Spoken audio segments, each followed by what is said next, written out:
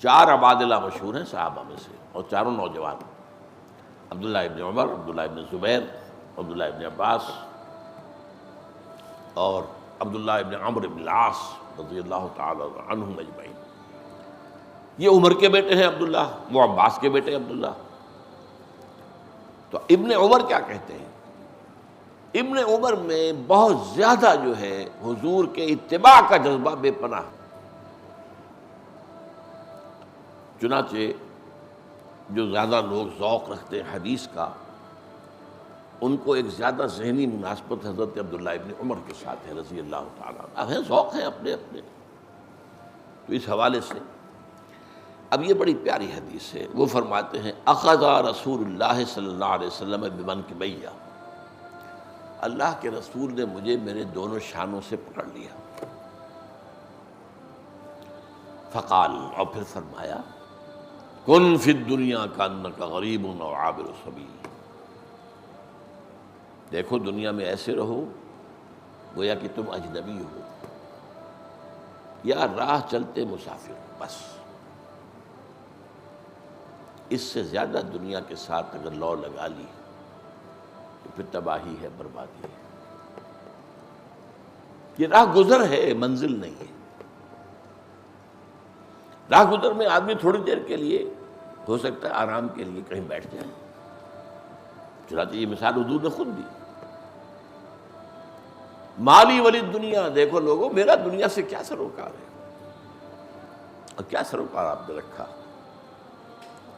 جب آپ عرب کے بادشاہ ہو چکے تھے تب بھی آپ کے ہاں تو کئی کئی وقت کا فاقہ ہوتا تھا، مالی ولی دنیا، مجھے دنیا سے کیا سروکار۔ انما مثلی کراکب استظل تحت شجرۃ ثم راح فترکھا، میری مثال تو اس سوار کسی ہے جو تھوڑی دیر کسی درخت کے سائے میں ٹھہرتا ہے آرام کے لیے، پھر وہ اپنا راستہ لیتا ہے، درخت کو چھوڑ دیتا ہے، درخت اس کی منزل نہیں ہے، اس کا گھر نہیں ہے، یہ تو عارضی سا اس کا قیام تھا۔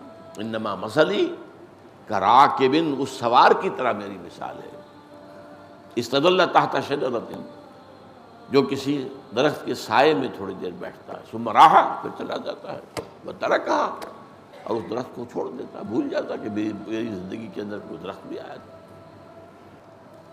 اس حد تک دنیا کے اندر دلچسپی اجازت ہے، اس سے زیادہ ہے تو پھر جب دھوکے میں پڑ گئے۔ قرآن مجید اس دنیا کی زندگی کو کہیں کہتا ہے متاع الغرور، کہ دھوکے کا سامان ہے، دھوکے کی ٹٹی ہے۔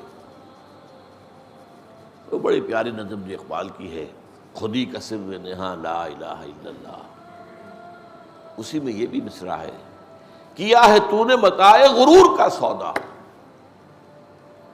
دیکھو تم اس متاع غرور کے لیے بھاگ دوڑ کر، دھوکے کا سامان ہے۔ کیوں؟